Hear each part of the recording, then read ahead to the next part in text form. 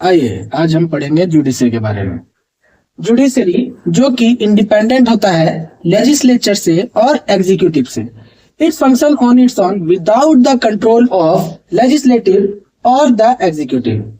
इसका फंक्शन होता है जुडिशरी का कि हमारे जो मौलिक अधिकार है, फंडामेंटल राइट्स है, उनको बचाना और जितने भी डिस्प्यूट्स होते हैं उसी को सुलझाना।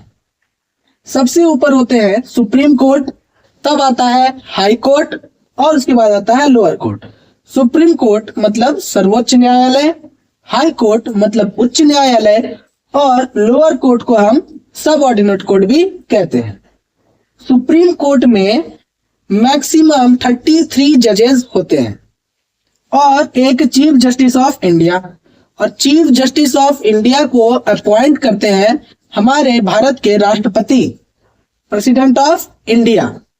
लेकिन वो एडवाइस लेते हैं काउंसिल ऑफ मिनिस्टर से और सुप्रीम कोर्ट और हाई कोर्ट के जजेस से। Chief justice of India actually में हमारे जो सर्वोच्च न्यायालय है उसके जो सीनियर मोस्ट जज होते हैं उनको नियुक्त किया जाता है और उनकी सैलरी होती है लगभग 2.8 लाख और जो अलग से उनको बेनिफिट्स मिलता है। मैक्सिमम 33 अदर जजेस होते हैं, उनको भी अपॉइंट करते हैं भारत के राष्ट्रपति, प्रेसिडेंट ऑफ इंडिया, और वो काउंसिल ऑफ मिनिस्टर्स और चीफ जस्टिस ऑफ इंडिया के एडवाइस से उन 33 जजेस को नियुक्त किया जाता है, अपॉइंट किया जाता है और उनकी सैलरी होती है 2.5 लाख। एलिजिबिलिटी की अगर बात करें तो सबसे पहला एलिजिबिलिटी जो है वो भारतीय नागरिक होने चाहिए, सिटीजन ऑफ इंडिया, और किसी भी हाई कोर्ट में कम से कम 10 सालों तक एडवोकेट के रूप में काम किए होने चाहिए, या फिर किसी भी हाई कोर्ट में 5 सालों तक जज के रूप में कार्यरत होने चाहिए। इनका टर्म होता है 65 इयर्स तक ये काम कर सकते हैं, और रेजिग्नेशन अगर इनको देना हो, इस्तीफा देना हो, तो ये प्रेसिडेंट को ही इस्तीफा देंगे और अपने काम से पहले, अपने टर्म से पहले इनको इम्पीचमेंट के द्वारा, महाभियोग के द्वारा भी हटाया जा सकता है, और वो महाभियोग इन पर लगाया जा सकता है मिसयूज ऑफ ऑफिस, मिसबिहेवियर अगर उनका प्रूव हो जाए, और इनकैपेसिटी मतलब अगर किसी भी अगर वो न्याय ना कर पाए, फैसला ना सुना पाए, तो हम उसको कहेंगे इनकैपेसिटी।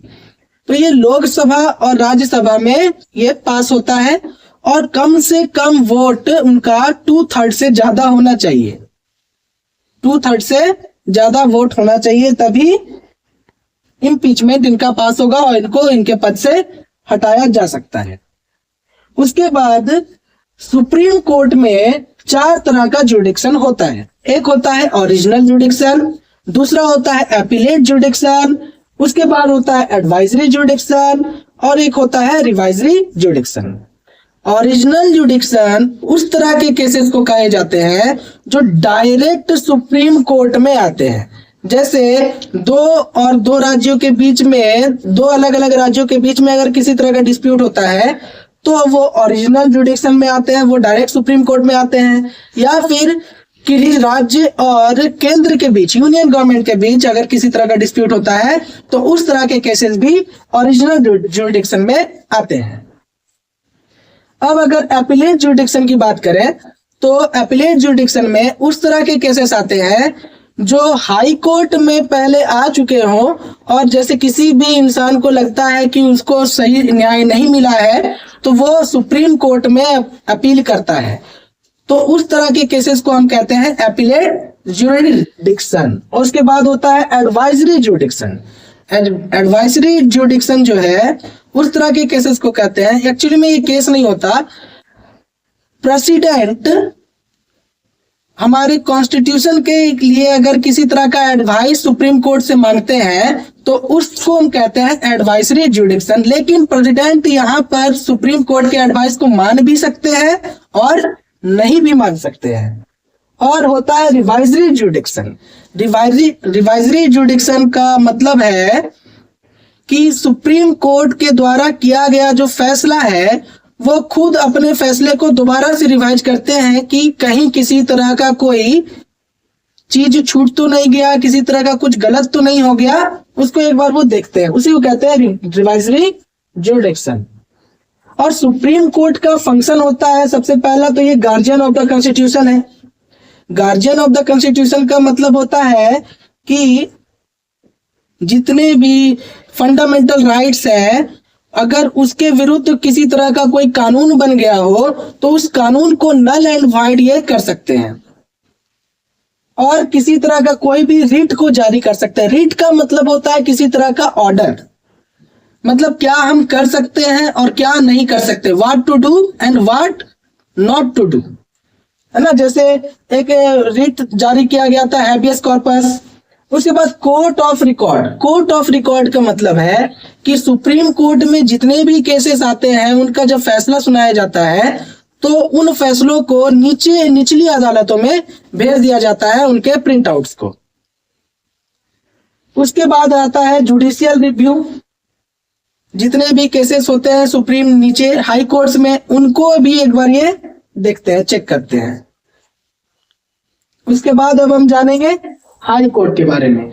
हाई कोर्ट में जो जजेस होते हैं वो मैक्सिमम नंबर ऑफ जजेस का किसी भी स्टेट का पॉपुलेशन होता है, उसके आधार पर किसी भी हाई कोर्ट के जजेस को नियुक्त किया जाता है, पॉपुलेशन के आधार पर। जिस तरह से लोकसभा में किसी भी राज्य की सीटें हैं तो उसके पॉपुलेशन के आधार पर नियुक्त किए जाते हैं उसकी सीटें, उसी तरह हाई कोर्ट में जजेस की भी जो संख्या है उस राज्य के पॉपुलेशन के आधार पर नियुक्त की जाती है। और हाई कोर्ट जो है दो राज्य मिला करके एक हाई कोर्ट हो सकता है, या फिर एक राज्य और यूनियन टेरिटरी मिला करके भी हो सकता है। दिल्ली का जो यूनियन टेरिटरी है उसका अपना एक हाई कोर्ट है, और जैसे लक्षद्वीप और केरला की बात कर ले उसका मिला करके अपना एक हाई कोर्ट है।